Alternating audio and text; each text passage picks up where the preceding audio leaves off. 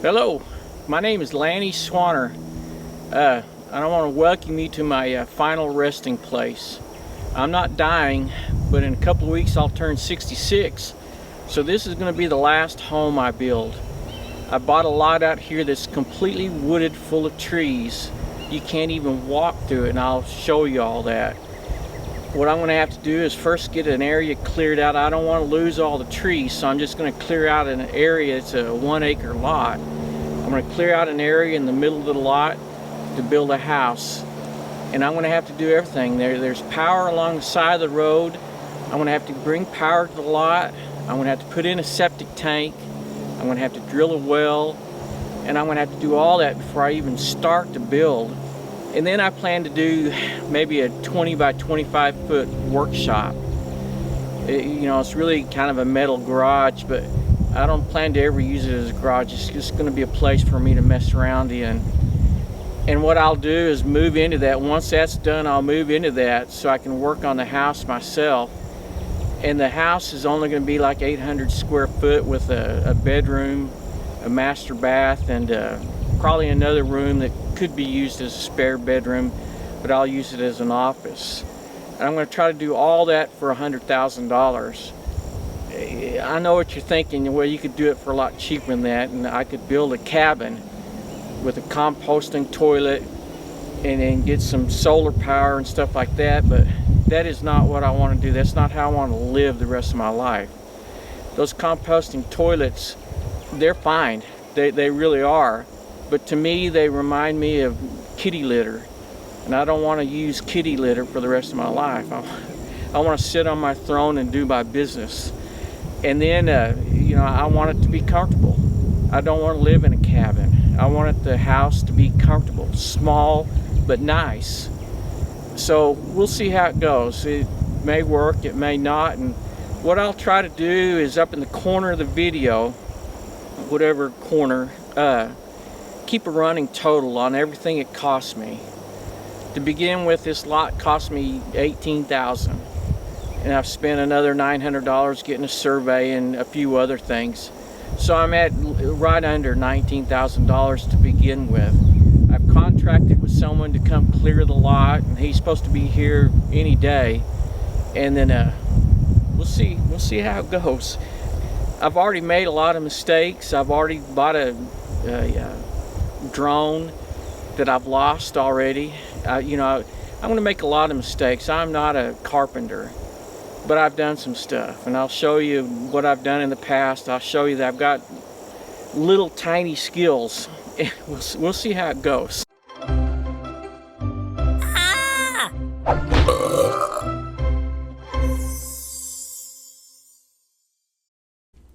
This is the lot I chose. When I first saw the listing, it was listed for $34,900. I looked into the price history and found that the owners had bought it just a year before for $11,500. So I knew I could get it at a better price.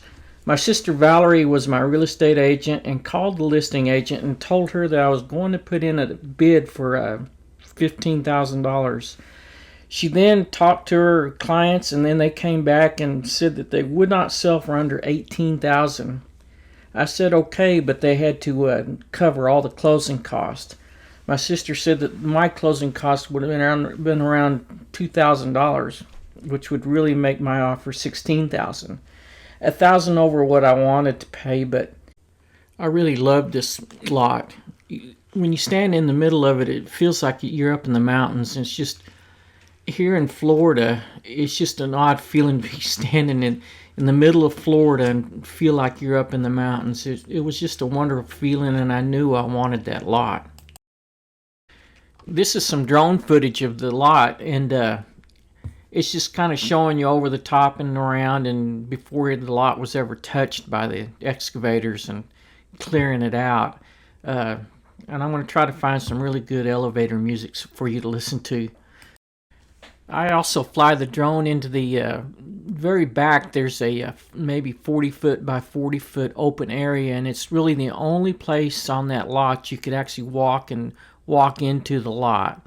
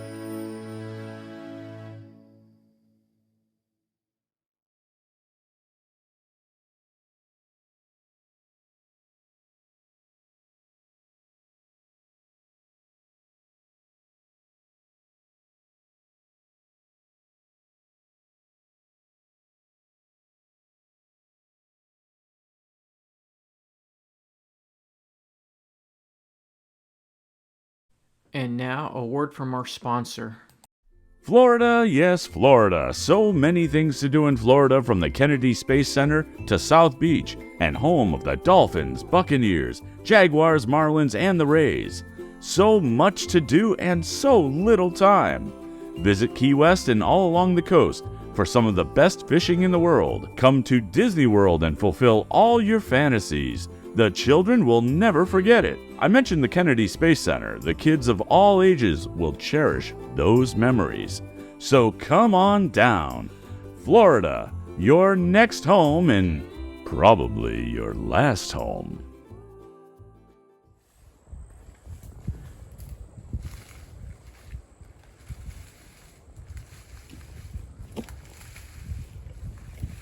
I don't know, Lanny. I don't know, bud. That's all right, Matt. Shit happens.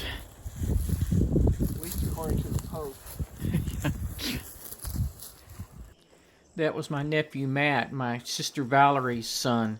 The first drone that we lost, he spent an hour and a half traipsing through that jungle trying to find it. We never found it, but he tried his best to find it.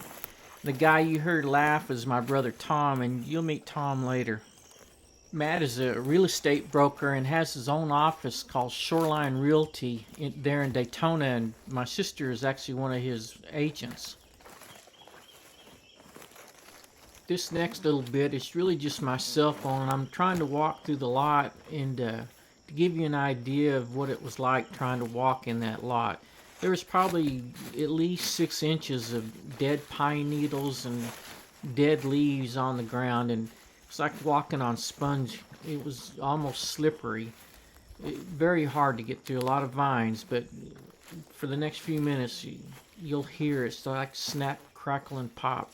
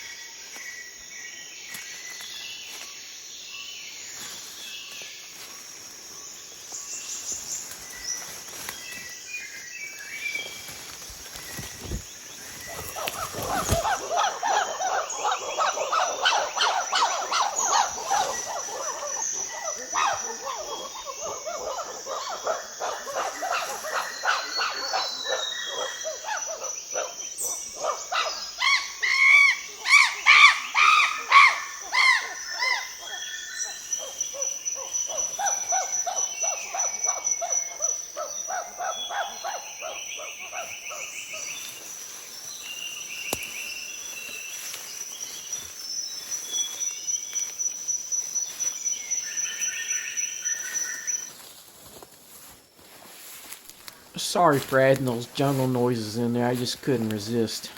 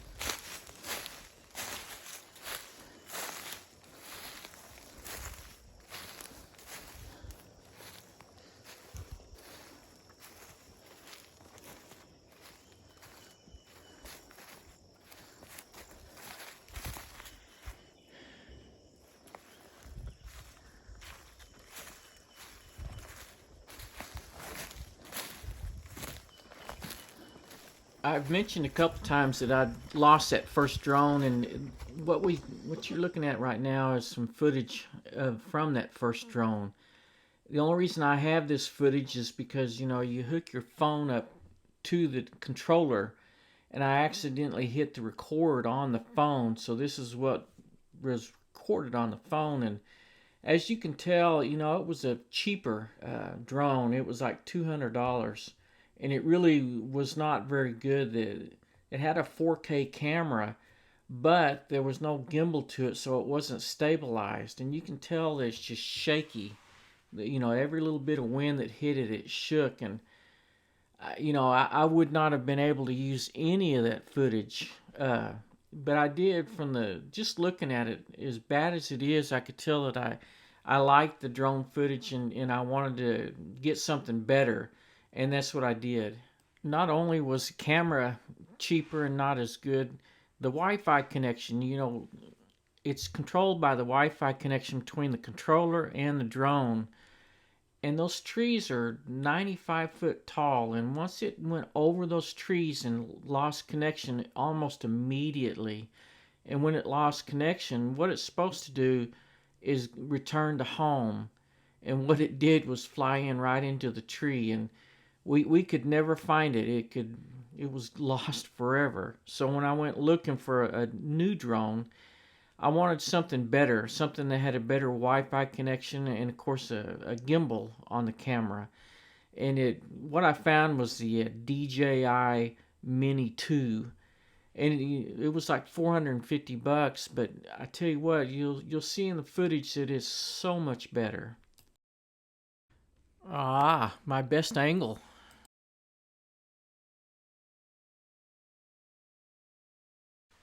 Now this is a footage from the Mini 2, and I tell you what, I have had a lot of fun playing with it. The footage is good, it's easy to use, and I've really enjoyed it. It's a lot of fun, and I probably will continue to play with it from now on. Starting with the drone footage, I wanted to show you the 3 ways that I am shooting these videos. You see the drone footage. Next will be the Canon M50, which is a standalone camera, and my cell phone.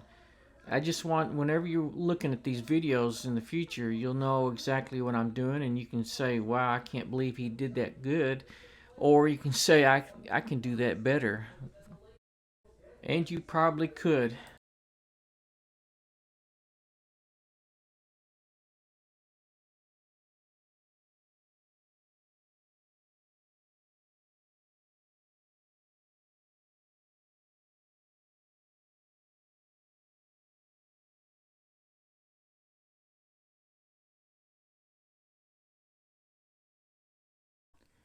Okay, that's drone footage, and you'll be able to tell what the drone footage is. It's pretty easy to tell, and it's all going to be done on that DJI Mini 2. These next videos is going to show Joe, the guy clearing the land.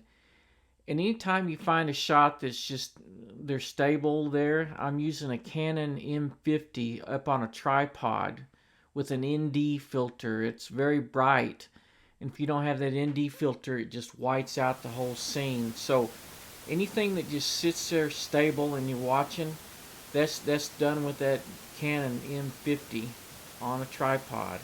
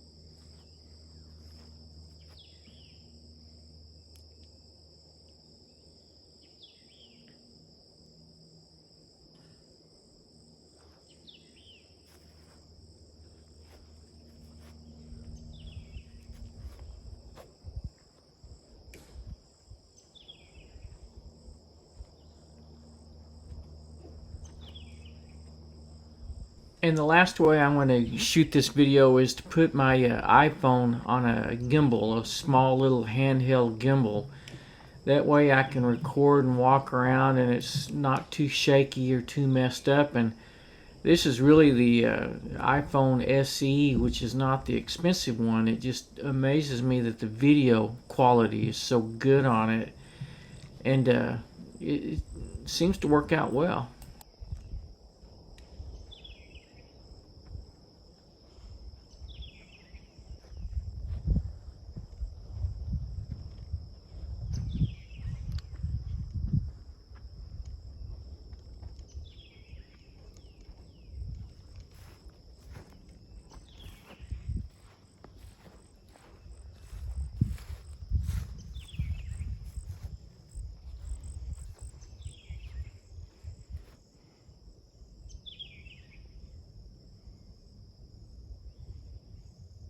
Okay, these next few things are some photos that some stuff that I've done in the past. I just wanted to show y'all that I'm not an idiot.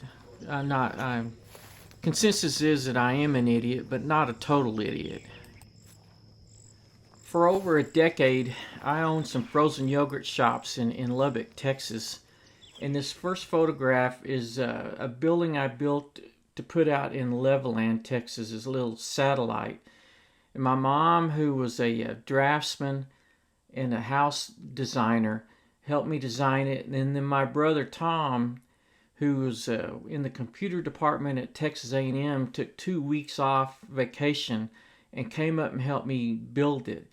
And yes, he is that kind of brother. And the next picture is a picture of Tom and I when we were in high school. And at that time, we still used combs and hairbrushes. Now we're not only blood brothers, we're bald brothers. The next 3 pictures are of a condo I bought out in Las Vegas back when everything went to hell, and I got it for a really good price and went in there and tore out the carpet and refinished the fireplace, built a TV stand, put in a wood floor, did crown molding. I tiled the kitchen and the 2 bathrooms. It really turned out nice. I really enjoyed that, and I really enjoyed living in Las Vegas. These last 5 shots are where I'm living right now. It's a rental that's owned by my sister and her husband Mike, and they got it for a really good price and went in and just gutted it, and just went all the way down to the studs, and then they got it insulated and sheetrocked and worked out a bathroom. And I moved in and, I put hardy plank around the entire house, fixed the porch, built a brand new kitchen. And it's really a very nice house. It's just a block away from the Intercoastal Waterway. And it's just a beautiful area. And I enjoy living here. But I'm also anxious to get moved out to Georgetown and get that place fixed up. So we'll see how it goes. The next video I post will be of them clearing the land. And as you can tell on already some of the shots here that they're already here and they're doing a wonderful job.